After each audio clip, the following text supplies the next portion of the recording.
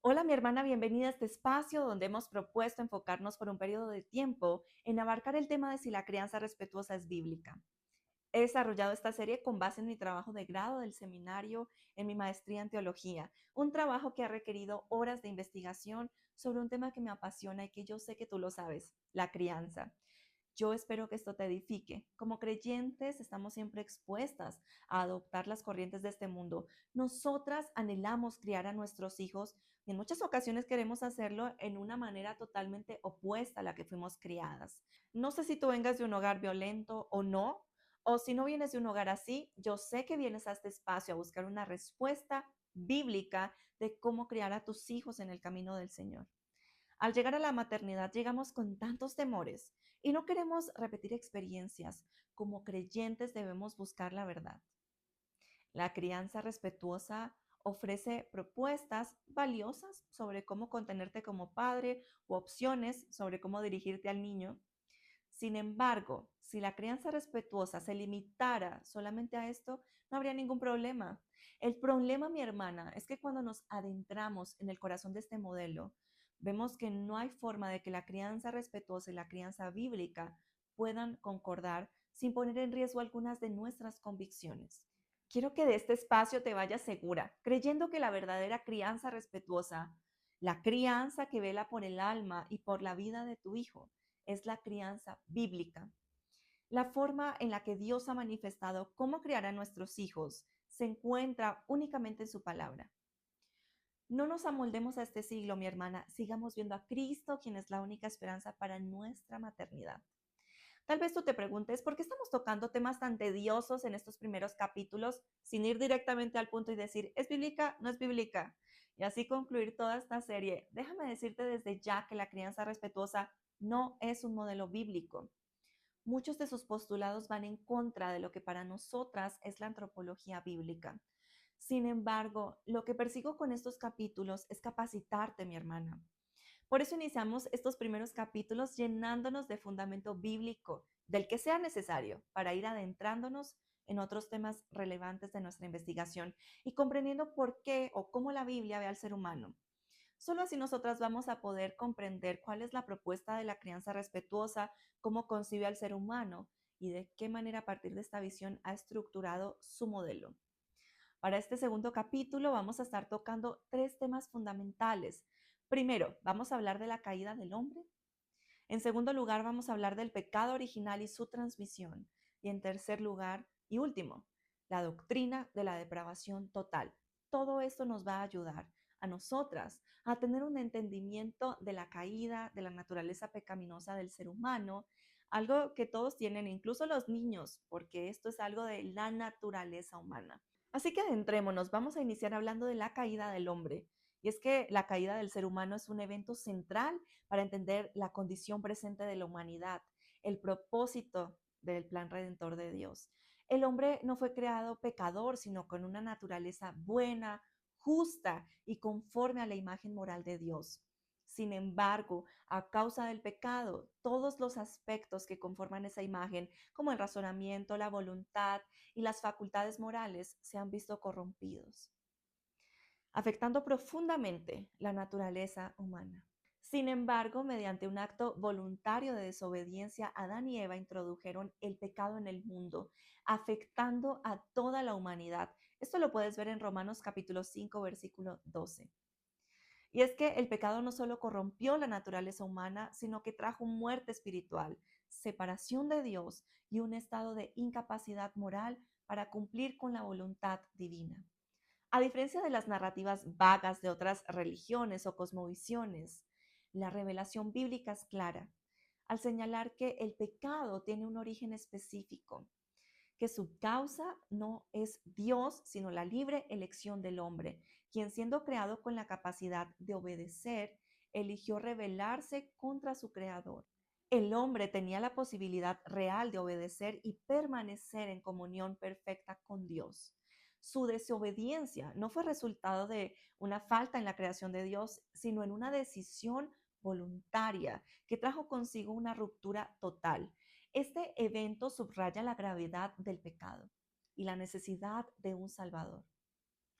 Adán, como representante de la humanidad, falló en guardar la justicia requerida. Por ello, Cristo, el segundo Adán, vino a cumplir perfectamente la obediencia que el primero no pudo lograr, restaurando lo que el pecado había devastado. Esto lo podemos ver en Primera de Corintios, capítulo 15, versículo 22. Ahora, quiero que toquemos un punto importante, el pecado original y su transmisión. Luis Berkov habla de que el pecado original se refiere al estado pecaminoso inherente en el que nacen todos los seres humanos, denominado en teología como pecado original. A pesar de que algunas expresiones, como el término en holandés para hablar de pecado heredado, intentan capturar esta idea, resultan insuficientes, ya que el pecado original no se limita únicamente a la herencia o transmisión biológica. No se trata simplemente de la culpa heredada, ya que esta no se transmite directamente, sino que es imputada a cada individuo. El pecado original recibe este nombre por tres razones principales. Primero, porque se origina en el tronco común de la humanidad, o sea, Adán.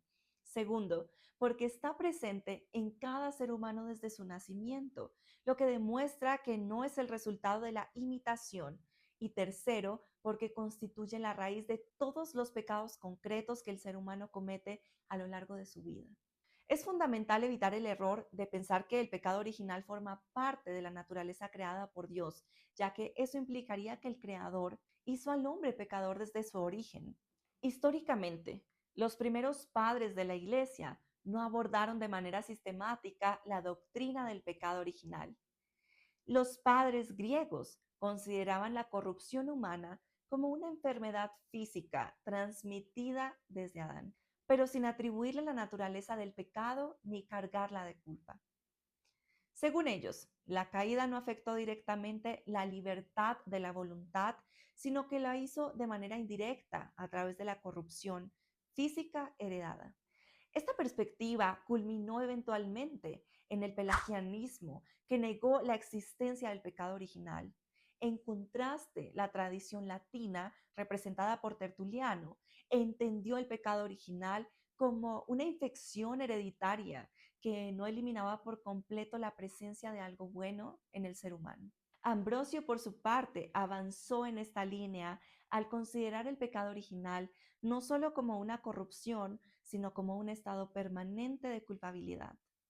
Sin embargo, fue Agustín quien desarrolló de manera integral la doctrina del pecado original, afirmando que la naturaleza humana quedó totalmente corrompida por el pecado de Adán, lo que provocó la pérdida de la libertad de la voluntad y convirtió al hombre en esclavo del pecado. Para Agustín, el pecado original es tanto corrupción heredada como culpa imputada, lo que coloca a la humanidad bajo condenación incluso antes de cometer actos pecaminosos personales. Aunque esta doctrina fue esencial en la teología reformada, algunos movimientos posteriores como el semipelagianismo y el arminianismo rechazaron la idea de la total depravación humana y la pérdida absoluta de la libertad de la voluntad, inclinándose hacia la noción de que el hombre conserva cierta capacidad para responder a la gracia divina. En contraposición, los reformadores, especialmente Calvino, ellos afirmaron la enseñanza agustiniana, destacando que el pecado original no es simplemente una falta de justicia original, sino que es una disposición activa hacia el mal, profundamente arraigada en la naturaleza humana. Vamos a tocar un último punto para profundizar en lo que es la depravación total, porque la naturaleza humana quedó completamente corrompida debido a esta caída en el pecado original. Cuando Adán y Eva desobedecieron a Dios en el Edén, el pecado no solo afectó sus vidas, sino que corrompió a toda la humanidad. Romanos capítulo 15, versículo 12, nos cuenta un poco acerca de esto.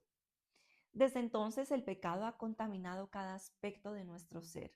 La Biblia declara que no hay justo ni aun uno en Romanos capítulo 3, versículo 10, subrayando que todos estamos bajo el dominio del pecado. Y es que la depravación total no implica que los seres humanos sean incapaces de hacer actos aparentemente buenos desde un punto de vista moral, sino que todo lo que hacen está contaminado por el pecado. La mente está cegada, la voluntad inclinada al mal. y nuestro corazón es engañoso. Esta condición nos hace espiritualmente incapaces de buscar a Dios por nosotros mismos, porque la Biblia declara en Efesios que estamos muertos en delitos y pecados. Esta verdad explica los problemas del mundo, la violencia, el egoísmo, la injusticia y el caos no son solo cuestiones sociales, son también espirituales. Sin un corazón transformado por el Evangelio, estos males persisten. Aún así, la regeneración por el Espíritu Santo es necesaria, no solo para salvar al individuo, sino para llevar los principios cristianos a nuestra sociedad. Reconocer nuestra total depravación nos lleva a clamar a Dios diciendo, sálvame Señor, porque soy una pecadora. Este clamor es posible solo porque Dios mismo pone en nosotros el deseo de buscarle. Esta doctrina subraya a mi hermana que la salvación es enteramente por gracia. Dios en su bondad no solo envió a Cristo a cargar con nuestro pecado, sino que también nos da el poder para creer en Él. Recordemos que grande es su amor y misericordia. Y hemos llegado al final de este episodio número 2, donde hemos estado hablando acerca de esta caída del hombre. Yo espero que este sea un tema muy interesante para tu vida y que podamos seguir profundizando juntas en esta serie de la crianza respetuosa, conocer si es bíblica o no, que sigamos con estos fundamentos que nos han estado ayudando mucho a entender qué cree la Biblia acerca del hombre. Más adelante, en capítulos posteriores, veremos qué cree la crianza respetuosa acerca del hombre, cómo esto va a ser un punto determinante para nosotras, para que podamos ver que la crianza respetuosa y la crianza bíblica no comparten puntos. Yo te espero aquí, mi hermana, en tu canal Juntas en la Verdad. Si crees que este contenido está siendo de edificación para tu vida, te invito a suscribirte a nuestro canal, a activar la campanita de notificación para que YouTube te notifique cada vez que subamos un nuevo video y también para que pongas un comentario aquí abajo para que YouTube nos ayude a llegar a más mujeres cristianas. Nos vemos muy pronto por este espacio. Dios te bendiga. Bye.